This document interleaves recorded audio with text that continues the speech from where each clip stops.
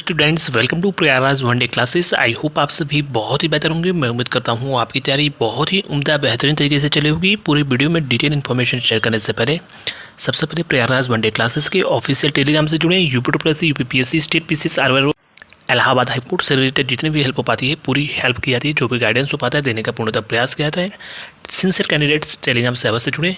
UPPSC के अलावा जो भी अन्य सूचनाएँ होती हैं, जो भी आपकी जेन्युइन चीज़ें होती हैं, उसको पूर्णतः प्रयास किया जाए कि आपको वास्तविक स्थिति से अवगत आपको अवश्य कराया जाए। इसी क्रम में यह वीडियो रहेगा। सबसे पहले वीडियो को लाइक करके शेयर अवश्य कर दें। कभी भी चैनल सब्सक्राइब और वीडियो शेयर करने के लिए मैं नहीं कहता हूं, लेकिन इस वीडियो को अवश्य शेयर करें जिससे वास्तविक स्थिति छात्रों को पता चले। सबसे पहले मैं आपको बता दूं, यूपीपीएससी वीवीओ के छात्रों के लिए पिछले 2-3 महीने से प्रत्येक वीडियो के माध्यम से ये चीज़ें मैं बोल रहा हूँ कि आपकी परीक्षा अप्रैल में संभावित है और अप्रैल के प्रथम पखवाड़े के आसपास परीक्षा आपकी हो सकती है। इसकी पूरी आप उम्मीद रखो। ये इसके संबंध में नोटिस भी आपको बहुत जल्द आने वाले समय में देखने को मिलेगा। तो अप्रैल माह में आप वीवीओ की तैयारी कीजिए मानकर, और इसमें कोई भी विलम्ब देखने को नहीं मिलेगा। वहीं पर 55-12 जूनियर असिस्टेंट की बात करें तो 55-12 जूनियर असिस्टेंट के लिए पहले ही मैंने आपको बता दिया था। इसके संबंध में पहले ही मैंने आपको बता दिया था कि अप्रैल के लास्ट में या फिर मई की शुरुआत में, यानी अप्रैल के लास्ट या मई की शुरुआत में, विशेषकर सर्वाधिक संभावना मई की शुरुआत में होने की है। ये दोनों महत्वपूर्ण परीक्षाएं हो जाएंगी और मई में ही पीईटी की भी होने की संभावना है। पीईटी 2025 का विज्ञापन आएगा तो आपके मई में पीईटी की भी उम्मीद है कि परीक्षा आयोग करा ले, और पीईटी का विज्ञापन बहुत जल्द आपको देखने को मिलेगा।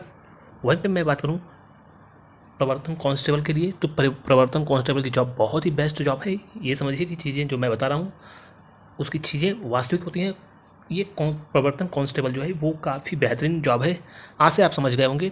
अब आप कुछ गलत वे में मत समझना, समझ रहे हो मेरी बात। तो ये चीज़ें हैं। प्रवर्तन कांस्टेबल आराम के दृष्टिकोण से कहा जाए यूपी पुलिस से कंपैरिजन करोगे, और इसमें तो अगर आपको आगे की स्टडी करनी है या फिर अगर आगे की तैयारी करनी है तो प्रवर्तन कांस्टेबल को आप चूज़ कर सकते हो, यानी आपके ऊपर ये निर्भर करेगा।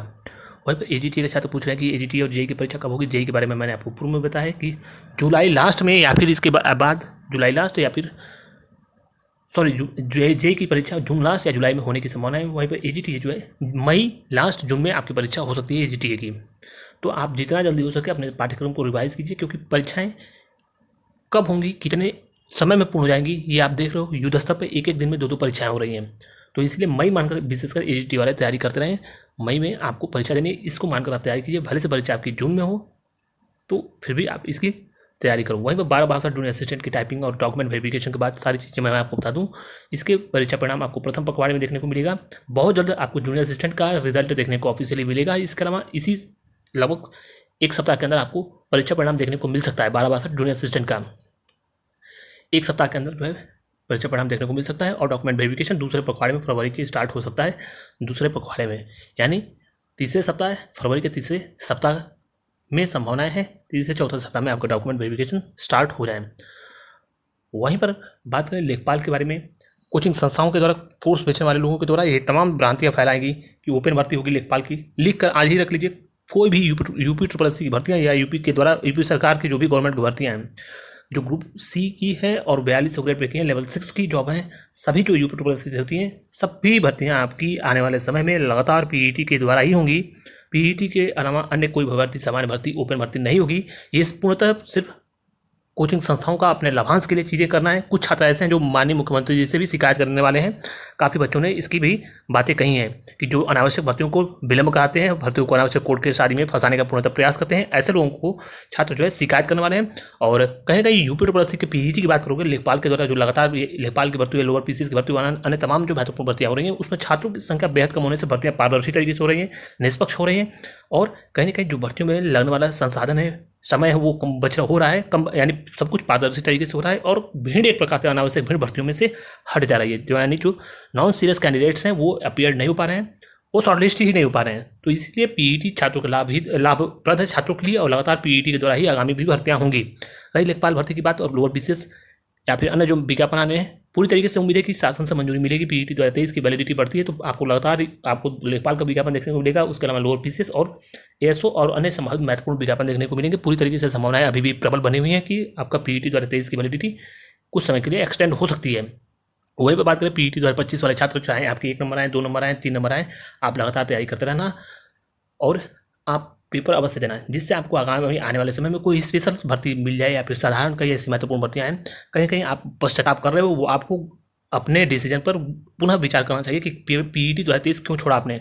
इसलिए पीईटी 2025 समस्त से छात्र जो वर्किंग प्रोफेशनल्स हैं या फिर अन्य जो बच्चे हैं वह सभी लोग दें, जिससे आपको आगामी जो भर्तियों के ऑप्शन हैं वो खुले रहें।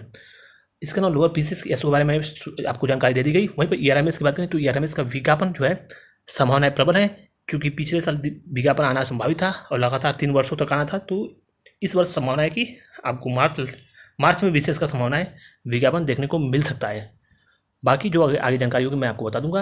और आईटीआई उद्देश्य का जो रिजल्ट है वो फरवरी लास्ट में देखने को मिल सकता है। पीईटी लेखपाल भर्ती, मैं पुनः बोल रहा हूँ, लेखपाल भर्ती पीईटी के द्वारा ही होगी, कोई भी ओपन भर्ती नहीं होगी। ये पूरी तरीके से अफवाह है। Thank you so much. बात करने वाले हैं यूपीएससी पेट 2025 की बेस्ट बुक के बारे में, जो कि साफल्य पब्लिकेशन की बुक है, जिसमें आपको बेस्ट प्रैक्टिस संपूर्ण गाइड मिलता है। लेटेस्ट पैटर्न को सभी प्रश्न पत्रों के अनुसार जो पीवाईक्यूज हैं उनके अनुसार पूरे लेटेस्ट ट्रेंड और पैटर्न को ध्यान में रखकर पूरे पाठ्यक्रम को बनाया गया है। इसकी प्रिंटिंग क्वालिटी बहुत ज़बरदस्त है और सभी चीज़ें आपकी इसमें टू द पॉइंट आपके एग्जाम के ओरिएंटेड मिलेंगी। और इसके अलावा साफल्य की जो है आपकी प्रैक्टिस सेट आती है, जिससे आपकी तैयारी और भी मजबूत होगी। तो इन दोनों स्टडी गाइड साफल्य की और आपकी जो है प्रैक्टिस सेट, इनको मंगाने के लिए लिंक डिस्क्रिप्शन में मिलेगा या फिर किसी भी नज़दीकी पुस्तक की दुकानों से जहां कॉम्पिटिटिव एग्जाम की पुस्तकें मिलती है वहां से आसानी से उपलब्ध है, मंगा सकते हैं।